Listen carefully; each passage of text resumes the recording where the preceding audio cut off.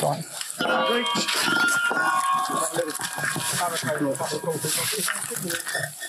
No one in here at the moment. Hold on. The police. Got it. Stay where you are. Stay where you are. Stay where you are. Show your hands. Yeah. Jenny? Yep. Jenny? Yeah.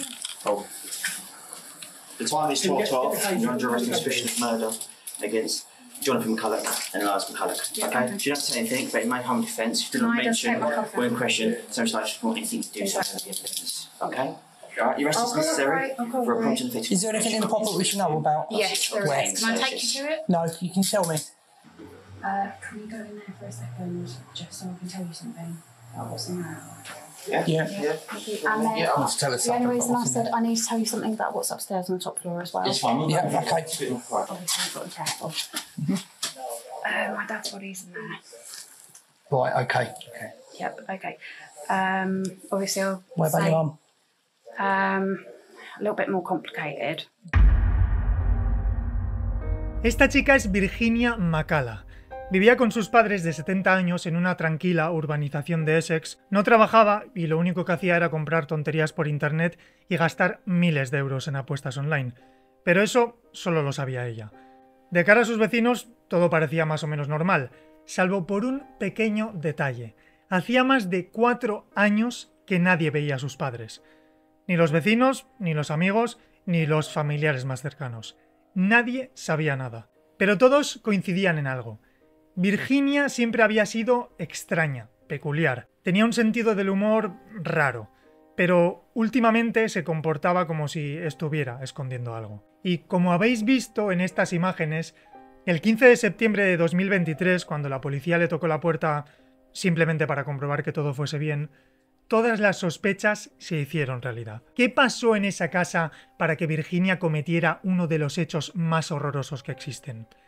¿Cómo consiguió engañar durante años a todo el mundo haciendo como si no hubiera pasado nada? Vale, este caso os va a dejar locos, pero lo peor es que no es la primera vez que vemos algo así.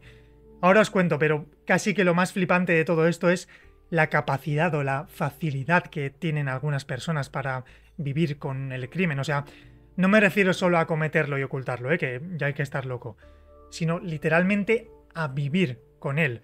Dormir en la misma casa, desayunar, ver la tele como si nada. Y no solo eso, no os quiero hacer spoiler, pero ¿en qué momento hijos, amigos, vecinos, médicos no extrañan nada? No se empiezan a preguntar cosas después de tanto tiempo sin ver a ciertas personas.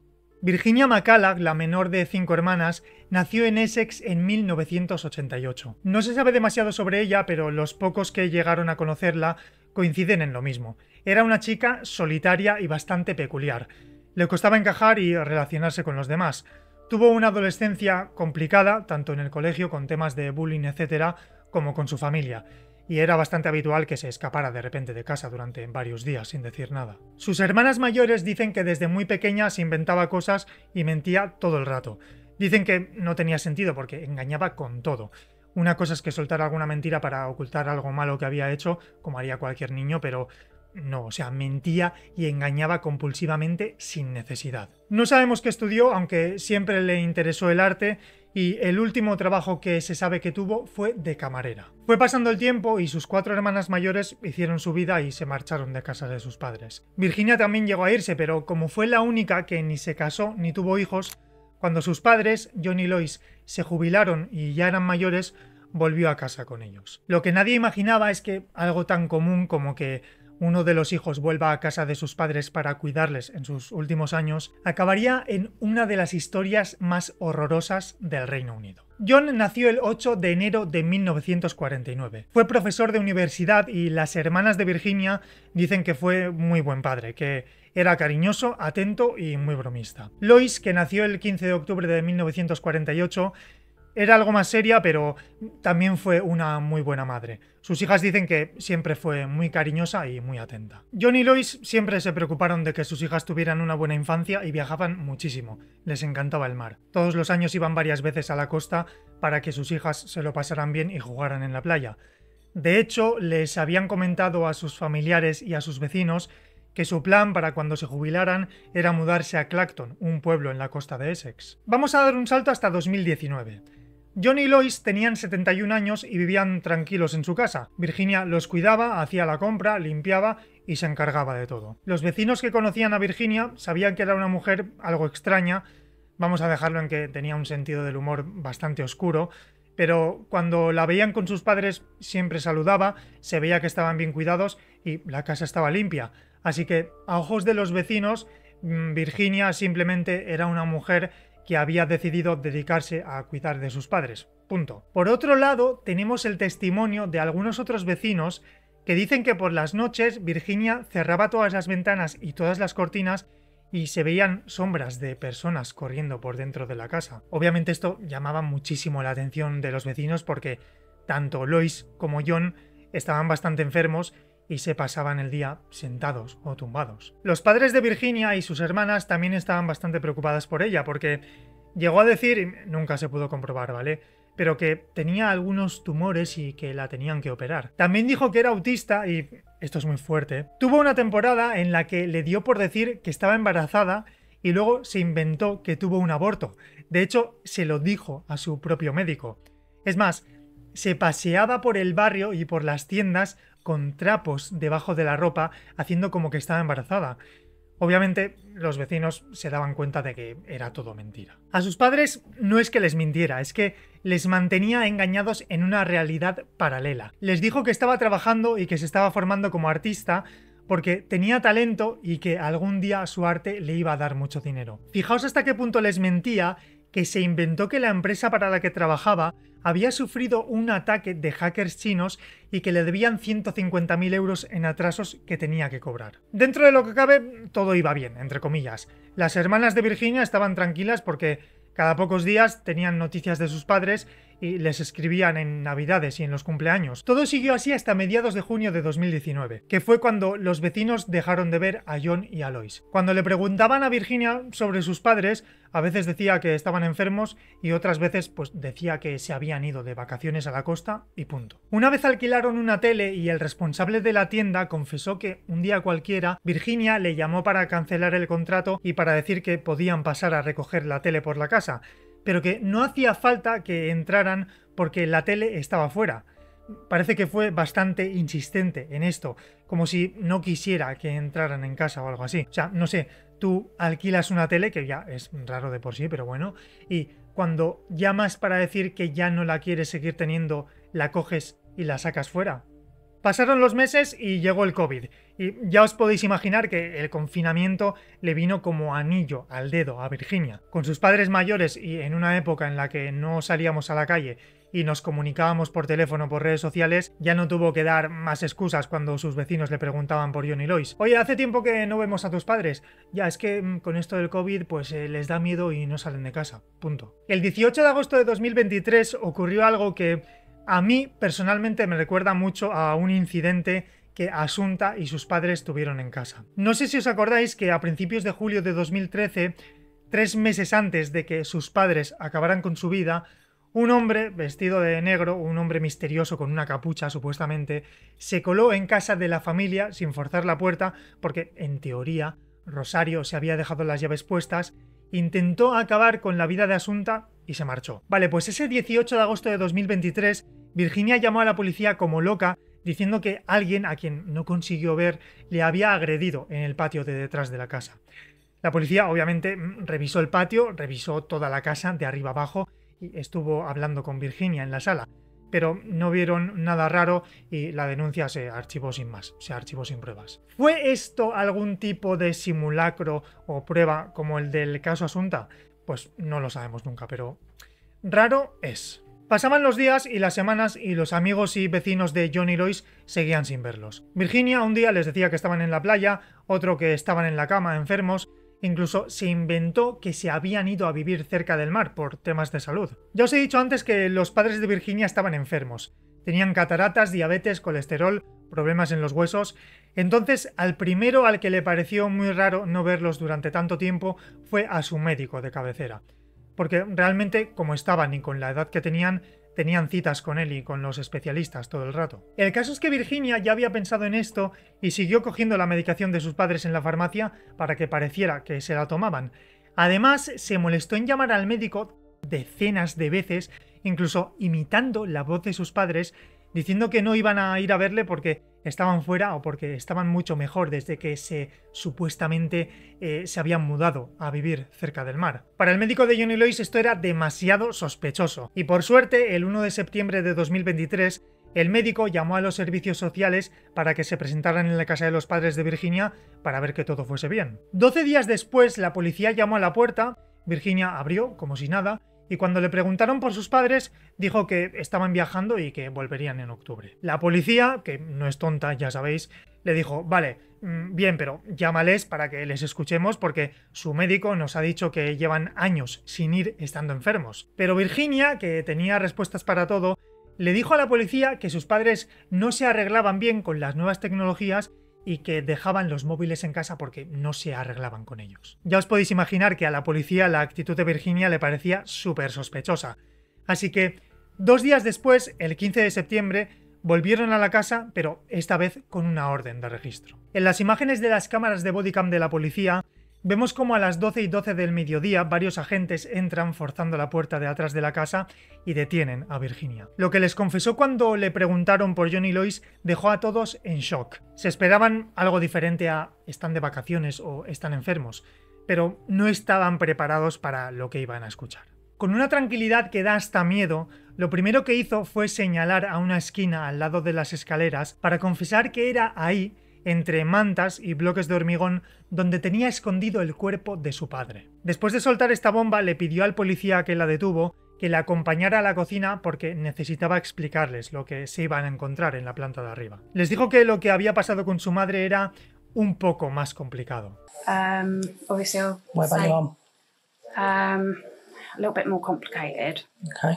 Virginia les empezó a explicar, como si nada, que los restos de su madre estaban pudriéndose en un armario en la planta de arriba. Confesó que había estado acumulando las pastillas que cogía de la farmacia y un día cualquiera, después de haber probado varias veces el efecto que les hacía, les dio una dosis súper alta en las bebidas a sus padres. A las 6 de la mañana del día siguiente, 18 de junio de 2019, fue a comprobar cómo estaban y vio que John ya había perdido la vida, pero Lois no, porque les pulverizó las pastillas en una copa de alcohol y como su madre no solía beber, pues no se lo había tomado todo y seguía viva. Estaba escuchando la radio porque no se había enterado de nada. Como Virginia estaba convencida de lo que quería hacer, fue a por un martillo, un cuchillo que compró un mes antes y unos guantes. Lo dejó todo en la habitación donde estaban sus padres, entró y salió 3 veces y la última vez que volvió, cogió el martillo y le dio un golpe en la cabeza a Lois. Dijo que su madre se dio la vuelta asustada y le preguntó qué estaba haciendo. Dudó unos segundos y le volvió a dar con el martillo. Es decir, Lois fue consciente de que su propia hija la estaba matando. Según sus palabras, en ese momento se dio cuenta de que no lo quería hacer a golpes porque no quería que su madre sufriera, así que cogió el cuchillo, se lo clavó hasta que dejó de moverse, le dio un beso en la mano mientras perdía la vida y fue a despejarse dando una vuelta por la casa. Al día siguiente por la mañana, 18 de junio, fue a un supermercado a comprar sacos de dormir y guantes. Por supuesto, no dudéis que todo lo pagaba con la tarjeta de John, porque ya os podéis imaginar que Virginia no tenía ni un euro. Por la tarde, y esto es súper típico porque los asesinos se hacen heridas en las manos subiendo y bajando el cuchillo para clavarlo, fue a urgencias para que le dieran unos puntos en la mano. El enfermero que le curó, obviamente, porque es protocolo, le preguntó cómo se había hecho la herida y Virginia le dijo que sin más, que se había cortado pelando verdura. 2 días después, el 20 de junio, hizo un pedido online de 40 bloques de hormigón, cemento y arena, porque el plan que tenía era construir una especie de mausoleo o tumba para ocultar los cuerpos. Ahora os cuento cómo ocultó los cuerpos, pero no sé si os habéis dado cuenta de que la fecha que aparece en las grabaciones de la policía es el 15 de septiembre de 2023. Y os he dicho que acabó con la vida de sus padres entre el 17 y el 18 de junio de 2019. Así que sí, pasaron 4 años desde que los mató hasta que la pillaron. 4 años en los que estuvo conviviendo con los cuerpos en descomposición de sus padres en la misma casa. Y seguro que os estáis preguntando, vale, pero entonces sus 4 hermanas no fueron a visitar a sus padres en 4 años. Pues no, y si hubieran ido, pues seguramente la hubieran pillado antes, pero No fueron a ver a sus padres mayores y enfermos durante 4 años. Y yo no juzgo, ya lo sabéis, faltaría más, pero esto sí que es un tema muy recurrente en los comentarios de las noticias de este caso. Se habla de pasotismo, se habla de que son cómplices, de que tienen la misma culpa que Virginia. Aquí cada uno es libre de pensar lo que quiera. Después de confesar, detuvieron a Virginia y la encerraron en prisión preventiva. Nunca ocultó nada, nunca opuso resistencia, y mientras estaba en el calabozo, la entrevistaron y confesó con todo detalle dónde estaban los cuerpos y las armas que usó. Así que en la casa los policías y los forenses empezaron a trabajar. So, murder weapon is upstairs in the toilet room, kitchen knife. It's in the middle of the brown carpet, against the wall, opposite the shelves. So there are 2 long white shelves. So opposite where that wall is, that's where the knife is. So next bit is very hard to talk about. That's probably the most grisly detail. So on the ground floor, underneath the stairs, there's a few like storage boxes and things.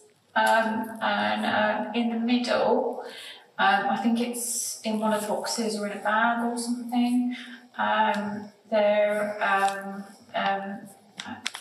If you want me to shush after this, it's fine.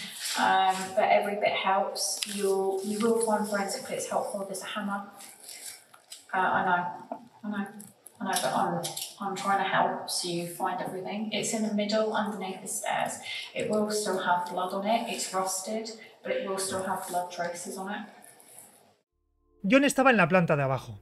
Virginia se preocupó en esconder el cuerpo en una especie de estructura que hizo con bloques de hormigón y unas tablas de madera unidas con silicona. Le había quedado un armazón que parecía una cama y encima puso unas mantas y unos dibujos como para disimular. Lo estáis viendo ahora mismo en las fotos. Cuando la abrieron, tuvieron que quitar 10 capas de pladur y arena hasta llegar al cuerpo de su padre, que estaba podrido envuelto en un saco de dormir. Lois estaba encajada en un armario en la segunda planta. Virginia había envuelto el cuerpo en un montón de plásticos y en un saco de dormir. Los cadáveres de sus padres estaban súper descompuestos después de 4 años ahí. Así que cuando los llevaron a la morgue estaban en tan mal estado que tuvieron que identificarlos mediante la dentadura. Lois falleció debido a las heridas que Virginia le provocó en el cuello y en el pecho con el cuchillo. Sobre John, al principio no pudieron encontrar la causa de muerte y se registró como indeterminada, lo que conocemos como muerte blanca. La policía obviamente siguió registrando la casa, intentando encontrar cualquier cosa que vinculara a Virginia con la muerte de sus padres, y encontraron muchísimas cartas y documentos escondidos. Extractos del banco en los que se veía cómo Virginia saqueó las cuentas corrientes de sus padres hasta dejarlas en números rojos. No solo se fundió sus ahorros y acarreó un montón de deudas, sino que falsificó su documentación y sus firmas para pedir una barbaridad de créditos a nombre de sus padres sin que ellos se enteraran, para devolverles el dinero que le dejaban mientras, en teoría, la empresa que había sufrido un hackeo le pagaba los 150.000 euros que le debían. La realidad es que no tenía ningún trabajo conocido y nadie le debía dinero. Sus padres vivían en un engaño constante. Se descubrió también que tenía 145 números de teléfono a su nombre, 16 a nombre de su padre y 10 a nombre de su madre. En menos de un año le cambió la tarjeta SIM a su teléfono 78 veces. Estos números fueron los que usó para llamar y mandar mensajes a sus hermanas, a sus amigos y a los médicos. De hecho, para que el engaño fuera más creíble, imitaba la voz de sus padres por teléfono. Y esto lo sabemos porque sus hermanas hablaron con ellos, entre comillas, varias veces. Pero claro, era Virginia la que hablaba, porque ellos estaban muertos. Después de quitarles la vida a sus padres, ella era la única beneficiaria de sus pensiones, y entre eso, los préstamos y los muebles y las cosas que vendía, se hizo con unas 150.000 libras, es decir, unos 177.000 euros. El caso es que entre 2019 y 2023, Virginia acumuló 80.000 libras de deuda entre préstamos y sitios de apuestas online, que al final era lo único que hacía, jugar por internet. Era adicta a las apuestas y a los juegos de azar. Ya os podéis imaginar que con todas estas pruebas, Virginia fue acusada de haberles quitado la vida a sus padres. Es decir, se enfrentaba a cadena perpetua. Los juicios se pospusieron varias veces, Y el 4 de julio de 2024, Virginia se declaró culpable y admitió todos los hechos. Sus abogados intentaron defenderla, intentaron al menos evitar la cadena perpetua para que Virginia pudiera volver a ser libre algún día, pero lo tenía difícil. Y es que no solo asesinó a sus propios padres de manera súper cruel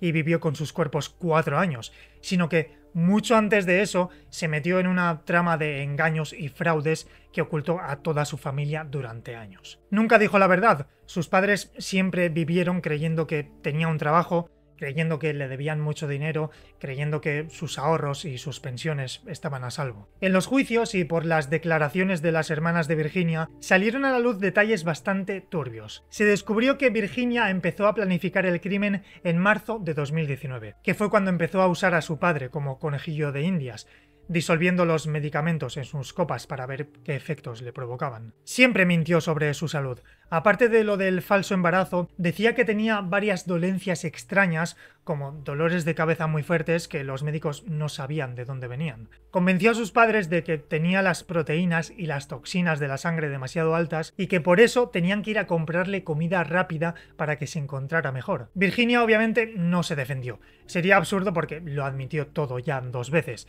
Pero aprovechó los juicios para decir que sus padres eran violentos y que la maltrataban. Algo que cuesta creer porque sus 4 hermanas aseguraron que John y Lois jamás tratarían mal a nadie, más aún en el estado en el que estaban. ¿Es Virginia una psicópata? Pues os voy a leer lo que dijo el psiquiatra que la estudió. La naturaleza insensible de los ataques fatales muestran una experiencia afectiva que normalmente se encuentra más en personalidades psicopáticas. También dijeron que tenían rasgos del trastorno del espectro autista, pero determinaron que eso no hacía que no tuviese autocontrol y que no supiese lo que estaba bien y lo que estaba mal. ¿Por qué acabó con la vida de sus padres?